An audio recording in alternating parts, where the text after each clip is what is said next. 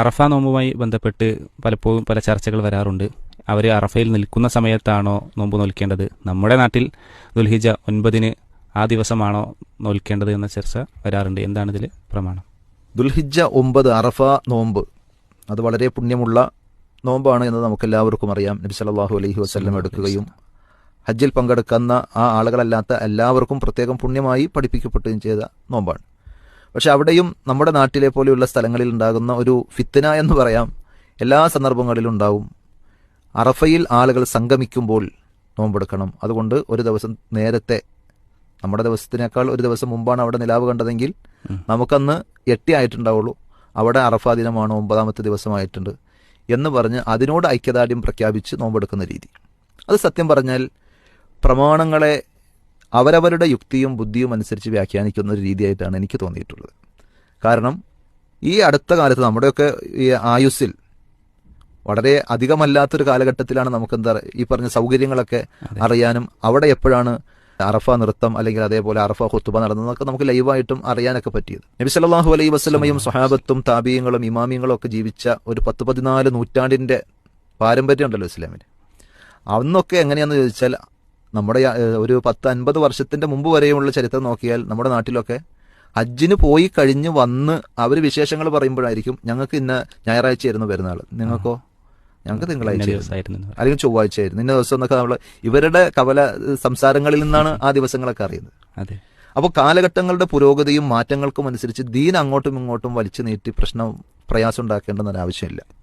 അപ്പോൾ എന്നാണോ നമ്മൾ നോമ്പെടുക്കാൻ നമ്മളോട് നിർദ്ദേശിക്കപ്പെട്ടത് നമ്മുടെ 9ാമത്തെ ദിവസം, അതിനാണ് അറഫ ദിവസം എന്ന് പറയാം. കാരണം ഹജ്ജുമായി ബന്ധപ്പെട്ട് ഓരോ ദിവസത്തിനും ഓരോ സാങ്കേതിക പേരുകളുണ്ട്. യൗമു തർവിയ ദുൽഹിജ്ജ 8ന്റെ പേരാണ്. അത് ഹജ്ജിന്റെ കർമ്മവുമായി ബന്ധപ്പെടുത്തിക്കൊണ്ട് പറയുകയാണെങ്കിൽ ഹജ്ജിലേക്ക് വേണ്ടുന്ന ആ ദിവസങ്ങളിൽ മിനയിലും മറ്റുമൊക്കെ അവർ തമ്പടിച്ച് അവിടെ താമസിക്കുമ്പോൾ വെള്ളം ശേഖരിക്കാൻ വേണ്ടി പോകുന്ന ഒരു രീതിയായിരുന്നു അന്ന്. ഇന്നിപ്പോൾ വെള്ളം ശേഖരിക്കാൻ പോകേണ്ട ആവശ്യമില്ല, അവിടെ തന്നെ ലൈവ് വെള്ളം കിട്ടും.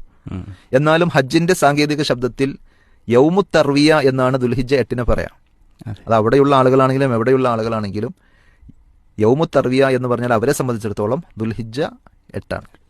ദുൽഹിജ്ജ 9 യൗമു അറഫ എന്ന് പറയും, അറഫ ദിനം. അറഫയിൽ അന്ന് ഹാജിമാർ സമ്മേളിക്കുന്നത് കൊണ്ടാണ് ആ പേര് വന്നതെങ്കിലും എല്ലാ ഇടങ്ങളിലും ദുൽഹിജ്ജ 9ന് യൗമു അറഫ എന്ന് പറഞ്ഞതിന് ഈക്വലന്റ് ആയിട്ട് പറയാൻ പറ്റിയ പേരാണ്.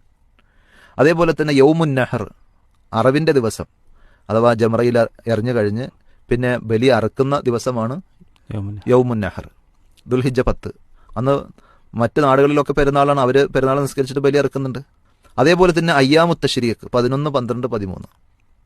അപ്പോൾ ഇങ്ങനെ ഹജ്ജുമായി ബന്ധപ്പെടുത്തി ഓരോ ദിവസങ്ങൾക്കും പറഞ്ഞ ആ പേരുകളുടെ കൂട്ടത്തിൽ ദുൽഹിജ്ജ 9ന് പറഞ്ഞ പേരാണ് യൗമു അറഫ. സ്വാഭാവികമായും ഹജ്ജിൽ പങ്കെടുത്ത ആളുകൾ നിൽക്കുന്ന ദിവസം എന്നതിൻ്റെ അർത്ഥത്തിലാണ് യൗമു അറഫ എന്ന് ദുൽഹിജ്ജ 9ന് പറഞ്ഞത്. പക്ഷെ നമ്മൾ ഹജ്ജിന് പോയിട്ടില്ല, നമ്മൾ നാട്ടിലാണ്.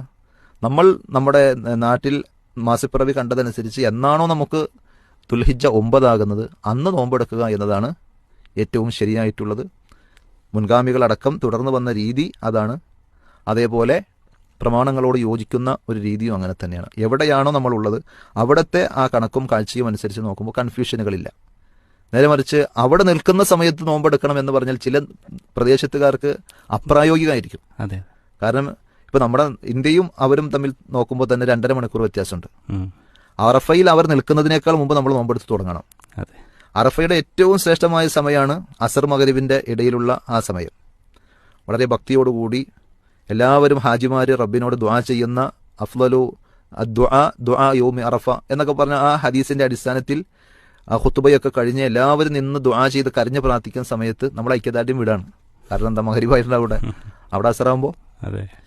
ഈ 2.5 മണിക്കൂറിന്റെ വ്യത്യാസം എങ്ങനെയാണെങ്കിൽ വേറെ ചില സ്ഥലങ്ങളിൽ ചിലപ്പോൾ നേരെ 10-12 മണിക്കൂർ അപ്പുറത്തുള്ളവരാണെങ്കിലോ അവർ രാത്രിയാവും. അപ്പൊ ഈ അനാവശ്യമായ വിവാദങ്ങളിലേക്കും അതേപോലെ ഒരു ഓവർ ഗവേഷണത്തിലേക്കും നമ്മൾ പോകാതെ 1 മുതൽ 9 വരെ 10 നമ്മളെന്നാ ആഘോഷിക്കുന്നത്. നമ്മുടെ നാട്ടിൽ അനുസരിച്ച് പെരുന്നാൾ യൗമു നഹർ എന്ന് പറയുന്നത് ദുൽഹിജ്ജ 10നാണ്. അത് സൗദിയിലെ 10 നോക്കിയിട്ടല്ല, നമ്മുടെ നാട്ടിലെ 10 നോക്കിയിട്ടാണ്. ഇതിലും പിന്നെ ഒരു വിരോധാഭാസം ഉള്ളതെന്ന് വെച്ചിട്ടുണ്ടെങ്കിൽ 8-ാം തീയതി നോമ്പെടുത്തിട്ട് പിന്നെ 9-ാം തീയതി കോട്ടായിട്ട് നടക്കായിരിക്കും. അന്നൊന്നുമില്ല അവർക്ക്. കാരണം പിറ്റേ ദിവസം പെരുന്നാൾ ആക്കണ്ടേ അങ്ങനെയാണെങ്കിൽ. അറഫ നോമ്പെടുത്തതിന് ശേഷം പിറ്റേ ദിവസം പെരുന്നാൾ ആഘോഷിക്കാതെ അതിന്റെ ഇടയിൽ ഒരു ഗ്യാപ്പ് ഇട്ടുകൊണ്ടുള്ള ഒരു രീതി നബി സല്ലല്ലാഹു അലൈഹി വസല്ലമയുടെ അധ്യാപനത്തിലോ സഹാബത്തിന്റെ രീതിയിലോ കാണുന്നുണ്ടോ? അതില്ല. അപ്പോൾ ഇങ്ങനത്തെ കുറേ നൂലാമാലകളും വസ്വാസുകളും ഫിത്തനകളും ഒക്കെ ഒഴിവാക്കാനും നല്ലത് എന്താണ്? നമ്മുടെ നാട്ടിൽ എന്നാണോ നിലാവ് കണ്ടത് അതനുസരിച്ച് 9ാമത്തെ ദിവസം യൗമു അറഫ ദിവസത്തിൻ്റെ നോമ്പ് നമ്മൾ എടുക്കുക. അതല്ലാതെ അറഫയിൽ എന്നാണോ അവർ നിൽക്കുന്നത് ആ സമയം നോക്കി നോമ്പെടുക്കാൻ നമ്മളോട് പറഞ്ഞിട്ടില്ല. യൗമു അറഫ എന്ന പ്രയോഗമാണ് നമുക്ക് കൺഫ്യൂഷൻ ഉണ്ടാക്കുന്നതെങ്കിൽ അതിൻ്റെ വിശദീകരണമാണ് നേരത്തെ നമ്മൾ പറഞ്ഞത്. ഹജ്ജുമായി ബന്ധപ്പെട്ട ഓരോ ദിവസത്തിനും ഓരോ കർമ്മങ്ങളുമായി ബന്ധപ്പെടുത്തി പ്രത്യേക പേര് നൽകിയിട്ടുണ്ട്. ആ അർത്ഥത്തിലാണ് 9ാമത്തെ ദിവസത്തിന് യൗമു അറഫ എന്ന് പറഞ്ഞത്. ഒന്നുകൂടി പറഞ്ഞാൽ, ഇനി ഒരു വർഷം ഹജ്ജ് നടന്നില്ല എന്ന് എടുക്കാം. അപ്പോൾ നമ്മൾ ഒരിക്കലും നമ്മുടെ സ്വപ്നത്തിൽ പോലും അല്ലെങ്കിൽ സാങ്കല്പിക ലോകത്ത് പോലും ഇല്ലാത്തിരുതായിരുന്നു കോവിഡിന്റെ സമയം. ജുമുഅകൾ പോലും നമ്മൾ പള്ളിയിൽ നിസ്കരിക്കാൻ പറ്റാത്ത സാഹചര്യം. അങ്ങനെ ഒരു തവണ ഇനി അറഫ തന്നെ ഉണ്ടായില്ല എന്ന് വിചാരിക്കും. പക്ഷെ എന്നാലും നമുക്ക് അറഫ നോമ്പ് ഇല്ലാതാകുന്നുണ്ടോ? അവരവിടെ നിന്നിട്ടില്ല എന്ന് കരുതിയാലും ദിവസമുണ്ടല്ലോ.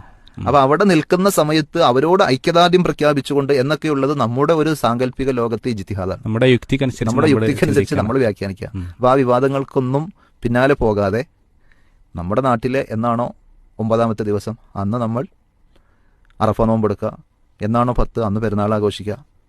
ഇതാണ് ആ വിഷയത്തിൽ നമുക്ക് ലളിതമായി മനസ്സിലാക്കാൻ പറ്റുന്ന ഒരു സംഗതി.